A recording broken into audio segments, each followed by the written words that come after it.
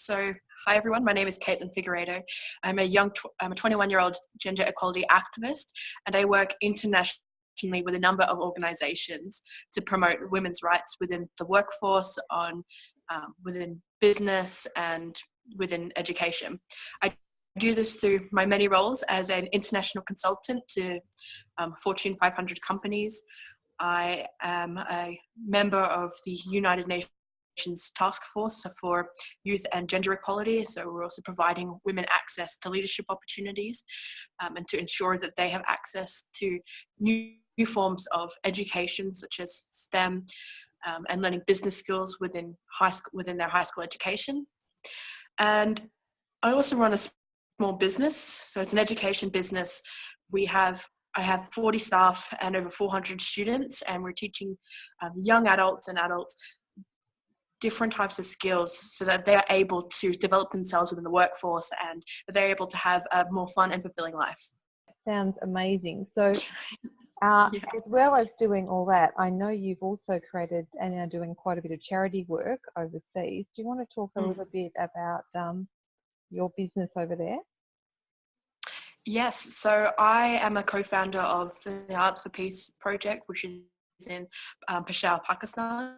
I run it with my co-founder Francis Ventura, who owns 2 schools over there. And our program, what we teach is different various mediums of art forms within the community. And through our arts process, we bring in women and young girls who don't have access to education, and through our workshops they get access to basic education. They learn about their human rights and they learn to express themselves through art.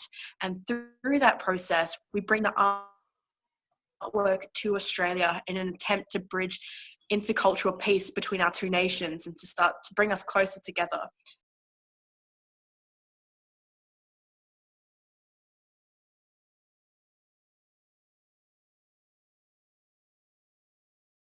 I also am an ambassador. I'm the youngest ambassador for the Alana and Madeline Foundation. So it's Australia's leading charity that is trying to keep children safe from violence.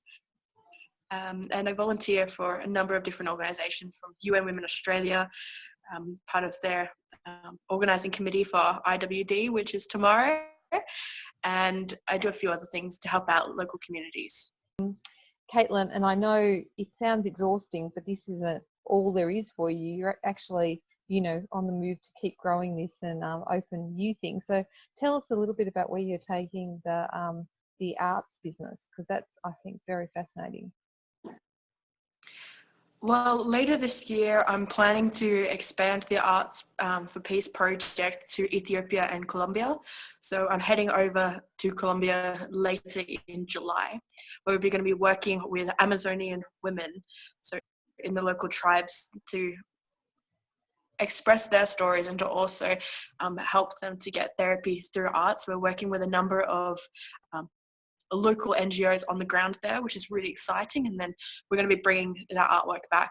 But we see this Arts for Peace initiative as something that can really unify the world together. It is a great, easy way to learn new skills, to learn basic education, because instead of just sitting in front of a whiteboard, you're actually learning mathematics, you're learning different language skills through an interactive form. And we also believe that this program that we're running is a way to bridge the gaps that we have between languages and religions and cultures and countries, because everyone understands art. Art doesn't need a language. So we feel that by using this program, we want to continue to expand it. We want to bring it to Australia. We want to bring it to every corner of the globe. And through art, we want to unify our world. And that's so admirable what you're trying to do. It's fabulous. And you're obviously working on International Women's Day, which is tomorrow. So, and what does that look like for you? Tomorrow is it's an insane day. So I have to get up in the morning. I'm speaking on a radio show with Australia's former ambassador for women and girls, Natasha Stott-Despoja, for the ABC in Adelaide. Then I have a presentation I'm giving to the Department of Communications, and regional communities, which is going to be a lot of fun. And later on in the day, I'm preparing for at my small business that I run at Lake Ginninderra. We will be launching a book for this another woman in the community, and then the following day I'm helping to run the UN Women Canberra's International Women's Day event. So you've decided to become one of Business in Heels ambassadors, and tell us a little bit as to why you thought that would be a good idea. Well, I've just started my business journey. It's only happened in the last year or so, and I found that as a young woman, I'm not really supported, and I'm not surrounded by a lot of other women who own businesses, and I recognize that there's a huge gap. So when I found Business in Heels and I found your messaging and how you want to help promote other women, how you want to support and grow exponentially the amount of women that are in business, and you're all about community, I'm like, wow, okay, that is exactly what I'm all about.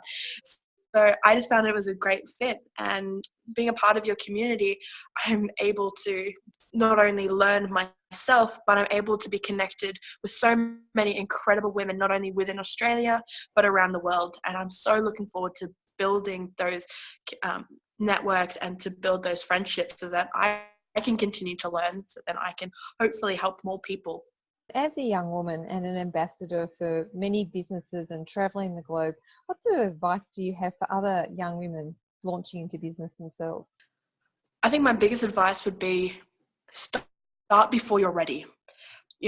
As women, especially young, all women, we have this constant need to feel certain that we'll achieve results before we start. And as you might know the statistics, men apply for jobs or start something when they know that they're 60% qualified. Whereas women only apply for something if they meet 100% of the qualifications. I say that even though this is noble, we're leaving ourselves behind, especially in the business world. I don't see a man go, oh, I don't know this, therefore I won't do it. No, he just does it. And I think we have to have that confidence within ourselves to go, okay, I may not know something, but that's okay, because you know what? You can learn as you go. And that's where Google becomes your best friend. So I say, if you want to start a new business, jump straight in, learn as you go. If you fail, so what? We learn from our failures rather